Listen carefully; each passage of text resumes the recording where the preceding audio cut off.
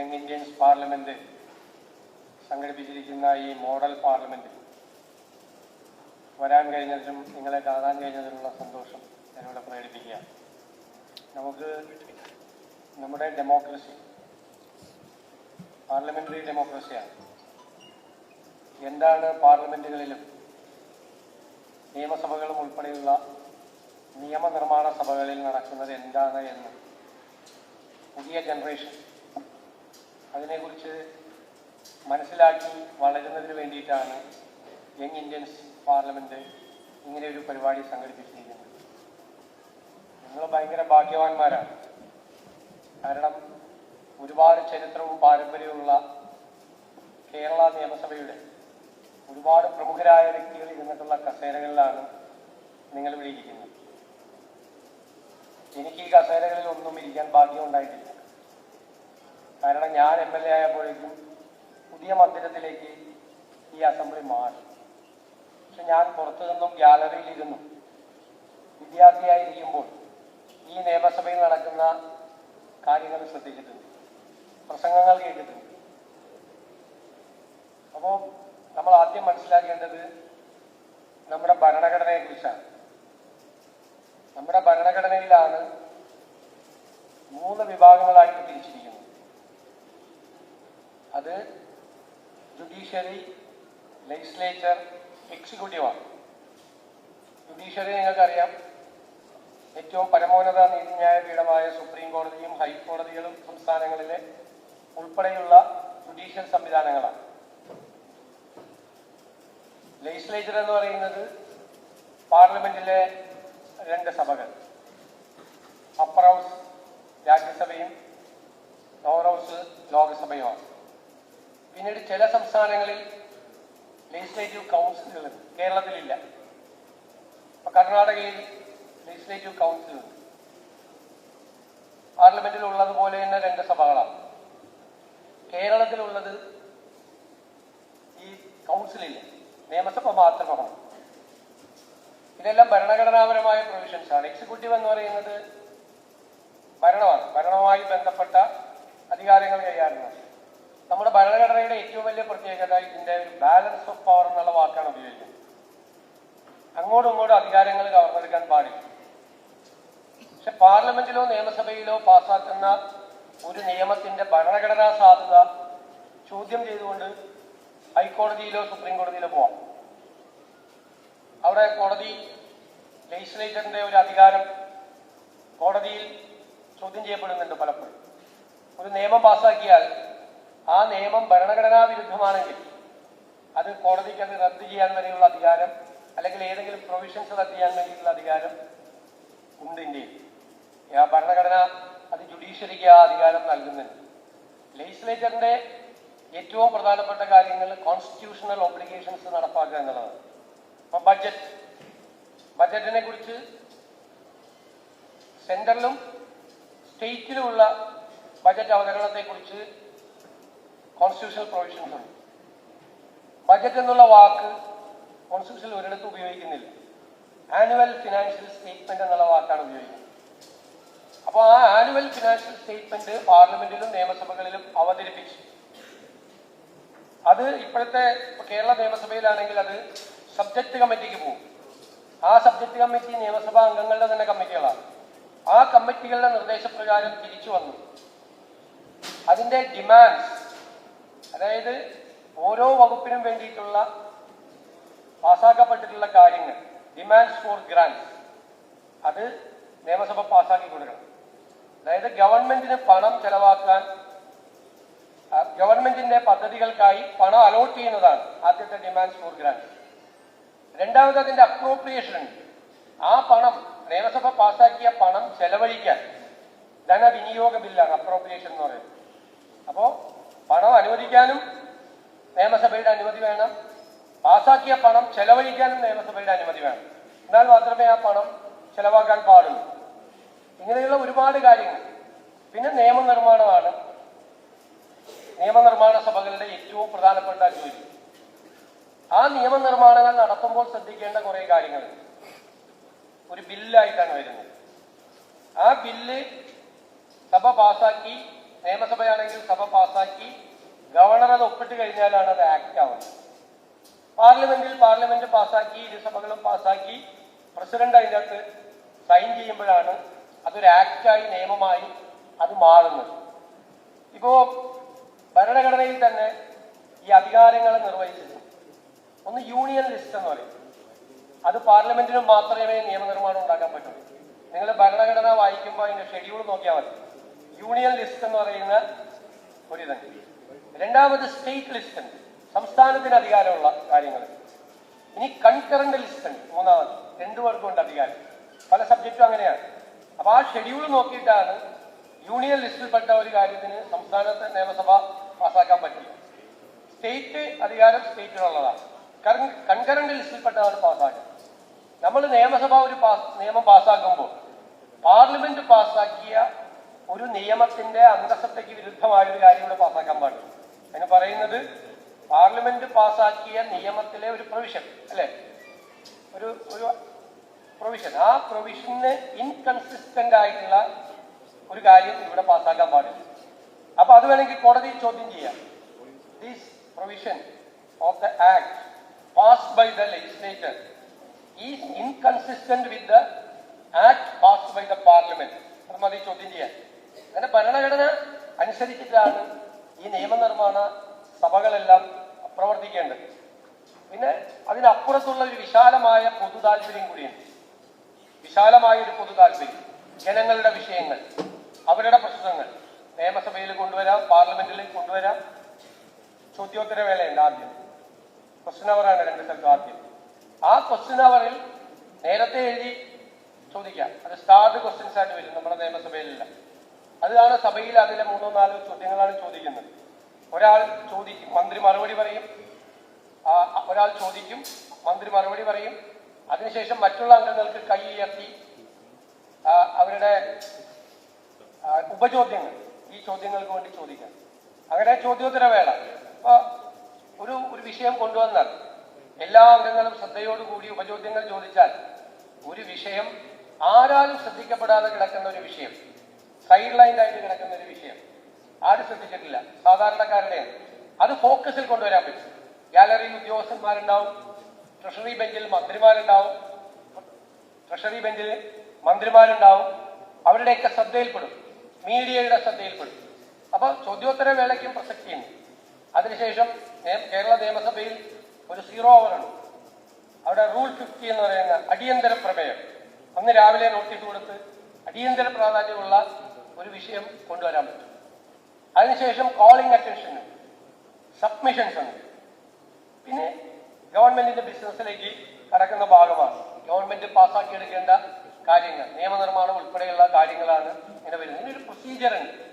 അത് നിങ്ങൾ ഇനി മുതൽ അത് ശ്രദ്ധയോടുകൂടി അത് നോക്കിക്കണ്ടാൽ അതിനൊരു വളരെ പ്രത്യേകതകളുണ്ട്.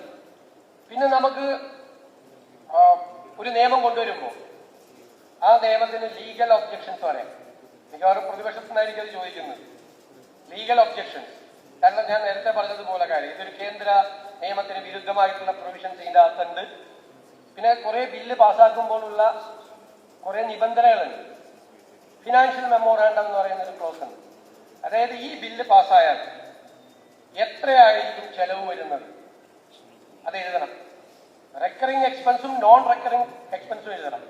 ഇപ്പോൾ ഉണ്ടാവുന്ന ചെലവും ഓരോ വർഷവും ഉണ്ടാവുന്ന ആവർത്തന ചെലവുകളും എഴുതണം. അപ്പൊ അത് വേണമെങ്കിൽ നമുക്ക് ചോദ്യം ചെയ്യാം. ചിലപ്പോൾ ഈ ബില്ല് വരുമ്പോൾ ഇതിനകത്ത് ഉണ്ടാവില്ല. അപ്പൊ നമ്മൾ ചോദ്യം ചെയ്യും. ഞങ്ങളൊക്കെ സ്ഥിരം പരിപാടി പ്രതിപക്ഷത്തിരിക്കുമ്പോൾ ഇതിനെ ലീഗൽ ഒബ്ജക്ഷൻസ് പറയുമായിരുന്നു എല്ലാ കാര്യത്തിലും. അപ്പോൾ ചിലപ്പോൾ നമുക്ക് പഴയ പാർലമെന്റിലൊക്കെ സ്പീക്കർമാരുടെ റൂളിംഗ് എല്ലാം കൊണ്ടുപോയാൽ ഈ ഫിനാൻഷ്യൽ മെമ്മോറാണ്ടത്തെ കുറിച്ച് ഞങ്ങളെല്ലാം നിയമസഭയിൽ ലീഗൽ ഒബ്ജക്ഷൻ റേസ് ചെയ്യുമ്പോൾ ആദ്യകാലത്ത് സ്പീക്കറായ മാവുലങ്കർ 1957 എന്റെ ഓർമ്മ, എസെൻഷ്യൽ കമ്മോഡിറ്റീസ് ആക്ട് വന്നു. അപ്പൊ അതിൽ ഫിനാൻഷ്യൽ മെമ്മോറാണ്ടം ഉണ്ടായിരുന്നില്ല. അപ്പൊ മാവുലങ്കറിന്റെ ഒരു വലിയ പ്രധാനപ്പെട്ട റൂളിംഗ് ഉണ്ട്. അപ്പൊ അത് നമുക്ക് വേണമെങ്കിൽ കോട്ട് ചെയ്യാം ഓരോ കാര്യങ്ങൾ. പിന്നെ ഐവർ ജെന്നിങ്സ് എന്ന് പറയുന്നത് വളരെ പ്രധാനപ്പെട്ട ഒരാളാണ്. അദ്ദേഹം പാർലമെന്ററി ഡെമോക്രസിയുടെ അവസാന വാക്കായിട്ടാണ് വിശേഷിക്കപ്പെടുന്നത്. അദ്ദേഹം ക്യാബിനറ്റ് പാർലമെന്റ് എന്നീ 2 പുസ്തകങ്ങൾ എഴുതിയിരുന്നു. അപ്പൊ ആ പുസ്തകങ്ങളെ കോട്ടിയ ഐവർ ജെന്നിങ്സ് ഇങ്ങനെയാണ് പറഞ്ഞിരിക്കുന്നത്, അതിന് വിരുദ്ധമാണ് എന്ന് പറയും. പിന്നെ ഷാക്ടർ ആൻഡ് കൗൾ എന്ന് പറയുന്ന ഒരു പുസ്തകമാണ്. അത് പാർലമെന്റിലെ പ്രൊസീഡിങ്സ് കംപ്ലീറ്റ് ഓരോ വിഷയത്തിലും കാലാകാലങ്ങളിലാക്കി ഉണ്ടാക്കിയിരിക്കുന്നതിനെ ഫയൽ ചെയ്തുണ്ടാക്കിയിരിക്കുന്നത്. അപ്പൊ നമുക്ക് ഷാക്ടർ ആൻഡ് കൗൾ ഈ കാര്യത്തിൽ ഇങ്ങനെ പറഞ്ഞിരിക്കുന്നു, അതിന് വിരുദ്ധമായിട്ടാണ് ഇവിടെ കാര്യങ്ങൾ ചെയ്യുന്നത്. അപ്പൊ അതെല്ലാം പറയാം. അതൊക്കെ നല്ല പാർലമെന്റേറിയൻസ് പണ്ട് മുതലേ ഉള്ള കാര്യങ്ങളാണ് ചെയ്തു വരുന്നത്. ഇങ്ങനെ ഇത് വളരെ രസകരമായ നല്ല ഡിബേറ്റാണ്. ഡെമോക്രസിയുടെ ഏറ്റവും വലിയ സൗന്ദര്യത അത് it is A discourse and it is A debate അല്ലേ? ആ ഡിസ്കോഴ്സും ഡിബേറ്റുമാണ്. ഒരു ഡിക്റ്റേറ്റർ ഭരിക്കുന്ന സ്ഥലത്ത് ഇതൊന്നും സ്കോപ്പില്ല. അവിടെ ഒരു പാർലമെന്റും ഇല്ല, അസംബ്ലി ഇല്ല, എല്ലാ ആളുകളും തീരുമാനിക്കും. ഇതല്ല ജനാധിപത്യത്തിന്റെ മനോഹാരിത. ഈ ലെജിസ്ലേച്ചർ, ഈ പാർലമെന്റ്, അവിടെ നടക്കുന്ന ചർച്ചകൾ, ഡിബേറ്റുകൾ, അതിനെല്ലാം ഒരു ഒരു റിസൾട്ടായിട്ട് കുറെ കാര്യങ്ങൾ, പൊതുസമൂഹത്തിന്റെ വിഷയങ്ങൾ. അപ്പൊ അത് വലിയ മേജർ റോള് പ്ലേ ചെയ്യുന്നതാണ്, നമ്മുടെ ജീവിതത്തിൽ മേജർ റോള് പ്ലേ ചെയ്യുന്നതാണ് നിയമനിർമ്മാണ സഭകൾ. അതിന്റെ പ്രാധാന്യം എന്താണ് എന്ന് മനസ്സിലാക്കി അതിന്റെ ഏതെല്ലാം കാര്യങ്ങളിലാണ് അവർക്ക് ഇടപെടാൻ കഴിയുന്നത് എന്ന് മനസ്സിലാക്കാൻ നിങ്ങളുടെ ചെറിയ പ്രായത്തിൽ കഴിയുക എന്നതൊരു വലിയ കാര്യമായിട്ടാണ് ഞാൻ കാണുന്നത്. എന്നെ ഈ പരിപാടിക്ക് വിളിച്ചപ്പോ ഞാൻ ഓർത്തത്, ഞാൻ കോളേജിൽ പഠിക്കുമ്പോൾ ഞങ്ങളുടെ പൊളിറ്റിക്സ് പ്രൊഫസർ ഒരു മോക്ക് അസംബ്ലി സംഭവിച്ചു. ഇതുപോലെ മോഡൽ പാർലമെന്റ് പോലെ മോക്ക് അസംബ്ലി എന്നും പറയും, ഒരു അസംബ്ലി അതുപോലെ തന്നെ ക്രിയേറ്റ് ചെയ്തിട്ട്.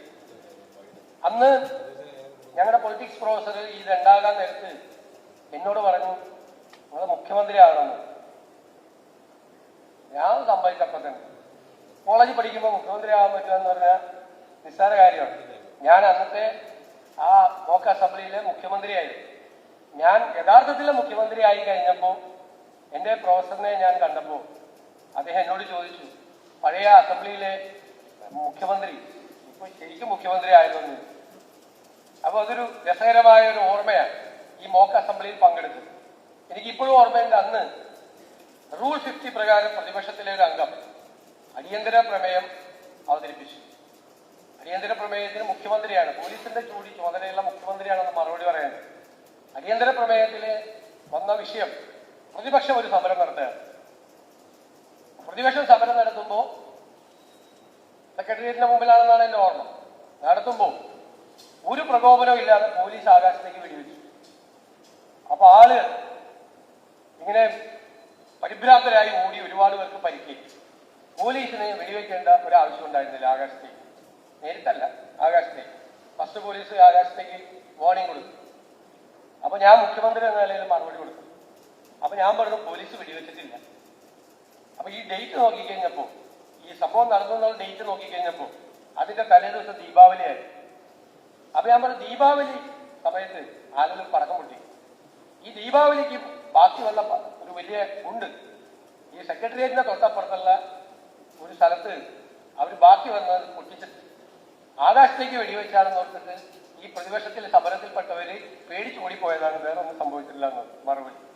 അതിന് ചിരി ഉണർത്തിയ ഒരു മറുപടിയായിരുന്നു അന്ന് ഇത് പറയാൻ പറ്റിയത്. അതുപോലത്തെ രസകരമായ പല മറുപടികളും പല രസകരമായ സംഭവങ്ങളും ഈ നിയമസഭ പാർലമെന്റ് പ്രവർത്തനത്തിന്റെ ഭാഗമായി ഉണ്ടാവും. പലതരത്തിലുള്ള രസകരമായ സംഭവങ്ങളെല്ലാം പലതരത്തിലുണ്ടാവും. അപ്പൊ അതെല്ലാം നിങ്ങൾ പുറത്തു നിന്ന് കൂടി നിങ്ങൾ ഒബ്സർവ് ചെയ്യാം.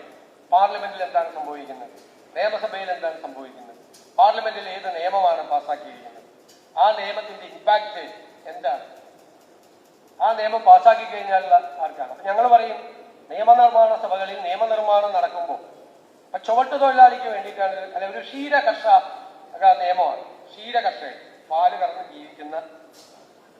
അപ്പോ നമ്മൾ നിയമനിർമ്മാണത്തിൽ പങ്കെടുക്കുന്ന ആൾ ആ ക്ഷീര കർഷകയെ നമ്മുടെ മനസ്സിൽ വിചാരിക്കണം. വെളുപ്പാങ്കാലത്ത് 3 മണിക്ക് എഴുന്നേറ്റ് തൊഴുത്ത് കഴുകി പശുവിനെ കുളിപ്പിച്ച് പാല് കറന്ന് ആ പാല് ജീവിക്കുന്നവരാണ്. ഈ നിയമം വരുമ്പോൾ ആ ക്ഷീര കർഷകർക്ക് എന്തെങ്കിലും ദോഷം വരുമോ? ഇങ്ങനെ ശരിക്കും നിയമനിർമ്മാണത്തിന് ഇടപെടണ്ടേ? ദോഷം വരുമോ? ഈ നിയമത്തിലെ വ്യവസ്ഥകൾ നോക്കണം. അങ്ങനെ അതിനെ ഒബ്ജക്റ്റ് ചെയ്യണം. അവർക്ക് നല്ലത് വരുവാണെങ്കിൽ അതിനെ പ്രോത്സാഹിപ്പിക്കണം. അപ്പം എല്ലാ നിയമങ്ങളും ഇങ്ങനെ ഓരോ ടാർഗറ്റ് ഗ്രൂപ്പ് ഉണ്ടാവും. ചിലപ്പോൾ പൊതുവായ നിയമം വരും, ഇന്ത്യയിലെ എല്ലാ പൗരന്മാർക്കും ഒരുപോലെ ബാധകമായ നിയമം വരും. ചിലപ്പോൾ ഓരോ സെക്ടറിനായിരിക്കും അഡ്ജസ്റ്റ് ചെയ്യും. ചിലപ്പോൾ ചുമട്ട് തൊഴിലാളി ആയിരിക്കാം, അല്ലെ? അതുപോലെ ചിലപ്പോൾ ചെറുപ്പക്കാർക്ക് വേണ്ടിയിട്ടായിരിക്കാം, ചിലപ്പോൾ സീനിയർ സിറ്റിസൺസിന് വേണ്ടിയിട്ടായിരിക്കാം നിയമം ഉണ്ടാകുന്നത്. ഇങ്ങനെ പലതരത്തിലുള്ള നിയമങ്ങൾ ഉണ്ടാവും. ഭരണഘടനാ ഭേദഗതികൾ ഉണ്ടാവും. ഭരണഘടന അവസാന വാക്കല്ല. ഭരണഘടനയ്ക്ക് കാലാനുസൃതമായ ഭേദഗതികൾ ഓരോ കാലത്തും വരും. 2/3 മെജോറിറ്റി പാർലമെന്റിൽ ഉണ്ടായാൽ മാത്രമേ ഭരണഘടനാ ഭേദഗതി പാസ്സാക്കാൻ പറ്റുകയുള്ളൂ. അങ്ങനെയൊക്കെയുള്ള ഒരുപാട് നിയമപരമായ കാര്യങ്ങൾ. ഞാൻ ആദ്യമായിട്ട് MLA ആയപ്പോൾ ഞാൻ 2 ആഴ്ച നിരീക്ഷിച്ചു എന്താണ് നിയമസഭയിൽ നടക്കുന്നത്. അപ്പൊ ഒന്ന് കോൺസ്റ്റിറ്റ്യൂഷണൽ ബിസിനസ്സാണ്, നേരത്തെ പറഞ്ഞതുപോലെ ഭരണഘടനാപരമായ കാര്യങ്ങളാണ്. അപ്പൊ ഞാൻ ബേസിക്കലി ആം എ ലോയർ, എനിക്ക് കുറച്ച് മനസ്സിലാവും. രണ്ടാമത്തെ കാര്യം ഫിനാൻഷ്യൽ ബിസിനസ്സാണ്. അപ്പൊ ഞാൻ നോക്കിയപ്പോൾ എനിക്കൊന്നും അറിയില്ല. ഫിനാൻഷ്യൽ ബിസിനസ്, ടാക്സ് എന്താന്ന് പോലും അറിയില്ല. അപ്പൊ എനിക്ക് മനസ്സിലായി നല്ല ഒരു പാർലമെന്റേറിയൻ ആകണമെങ്കിൽ ഫിനാൻഷ്യൽ ബിസിനസ് പഠിക്കണം. അങ്ങനെയാണ് ഞാൻ കോളേജിൽ പഠിച്ചപ്പോൾ അത്രയും ഗൗരവമായിട്ട് പഠിച്ചിട്ടില്ല. അതിനുശേഷം ഗൗരവമായി ഈ സാമ്പത്തിക ശാസ്ത്രം പഠിക്കാൻ തുടങ്ങി, കുട്ടിയെ പോലെ പഠിക്കാൻ തുടങ്ങി തുടക്കം മുതൽ അവസാനം. അപ്പൊ ശരിക്കും നമ്മൾ നല്ല ഒരു പാർലമെന്റേറിയൻ എപ്പോഴും പഠിച്ചുകൊണ്ടിരിക്കണം, എപ്പോഴും കാര്യങ്ങൾ അപ്ഡേറ്റ് ചെയ്തുകൊണ്ടിരിക്കണം. പുതിയതായി ഉണ്ടാകുന്ന എല്ലാ കാര്യങ്ങളും ഓരോ സബ്ജക്റ്റും പഠിച്ചുകൊണ്ടിരിക്കണം. നിയമസഭയിൽ കൂടുതൽ സമയം ഇരിക്കുമ്പോഴാണ് അതിന്റെ പ്രൊസീഡിങ്സ് എന്താണ് എന്ന് നമുക്ക് മനസ്സിലാകുന്നത്. ആ പ്രൊസീഡിങ്സ് ഭരണഘടനയുടെ ഭാഗമായി ഒരു റൂൾസ് ഓഫ് പ്രൊസീജിയർ ഉണ്ട്. പാർലമെന്റിലും ഉണ്ട്, കേരള നിയമസഭയ്ക്കുണ്ട് റൂൾസ് ഓഫ് പ്രൊസീജിയർ ഉണ്ട്. റൂൾ ഇത്രയാണ്, റൂൾ അങ്ങനെയാണ്. ഇപ്പോൾ നമുക്കൊരു പോയിന്റ് ഓഫ് ഓർഡർ ചെയ്യും. അതായത് ഇപ്പോ നടത്തിയ പ്രസംഗം ഓർഡറിലല്ല, ഒരു കോടതിയെ വിമർശിക്കാൻ പാടില്ല. അപ്പൊ ജസ്റ്റ് പോയിന്റ് ഓഫ് ഓർഡർ. ഇപ്പൊ റൂൾ 303 ആണ് പോയിന്റ് ഓഫ് ഓർഡർ. അപ്പൊ അത് നീക്കം ചെയ്യണം. 307 അത് സഭാ രേഖകളിൽ കാണാൻ പാടില്ല. അങ്ങനെയുള്ള കുറെ നിബന്ധനകളുണ്ട്. അങ്ങനെ ഈ പോയിന്റ് ഓഫ് ഓർഡർ റേസ് ചെയ്യാൻ ഒരുപാട് അവസരങ്ങളുണ്ട്. ഒരാൾ സംസാരിച്ചുകൊണ്ടിരിക്കുമ്പോൾ മറ്റൊരാൾക്ക് എഴുന്നേറ്റ് നിൽക്കാം. അപ്പൊ പ്രസംഗിച്ചുകൊണ്ടിരിക്കുന്ന ആള് സമ്മതിച്ചാലേ ഈ ചോദ്യത്തിന് വഴങ്ങേണ്ട ആവശ്യമുള്ളൂ. അപ്പൊ ചിലപ്പോൾ ചിലർ പറയും ഞാൻ വഴങ്ങുന്നില്ല. ചിലപ്പോൾ ശല്യപ്പെടുത്താൻ വേണ്ടിയിട്ടെങ്കിൽ നമ്മുടെ പ്രസംഗം നല്ല ഫ്ലോയിൽ പോകുമ്പോൾ ആ ഫ്ലോ കളയാൻ വേണ്ടിയിട്ടും എഴുന്നേറ്റ് നിന്നിട്ട് ആ ചോദ്യം ചെയ്യും. അല്ലെങ്കിൽ ചോദ്യം ചോദിച്ചാൽ നമ്മൾ വഴങ്ങി ആ ചോദ്യത്തിനായാലും നമുക്ക് എഴുന്നേറ്റ് ഉത്തരം പറയാം. അപ്പൊ ഞാൻ വഴങ്ങുന്നില്ല എന്ന് പറയും. അങ്ങനെയുള്ള കുറെ രസകരമായ കാര്യങ്ങളൊക്കെ ഈ നിയമനിർമ്മാണ സഭകളിൽ നടക്കും. അപ്പൊ ഇതൊരു നല്ല അനുഭവമാക്കി എടുത്ത് കൂടുതൽ ഇതിനെക്കുറിച്ച് പഠിക്കാൻ ഉള്ള ഒരു ഡോറാണ് നിങ്ങളുടെ മുമ്പിൽ ഓപ്പൺ ചെയ്തിരിക്കുന്നത്. പിന്നെ നിങ്ങളിൽ പലരും ഭാവിയിൽ നിയമസഭയിലും പാർലമെന്റിലും ഒക്കെ വരട്ടെ എന്ന് കൂടി ഞാൻ ആശംസിക്കുകയാണ്.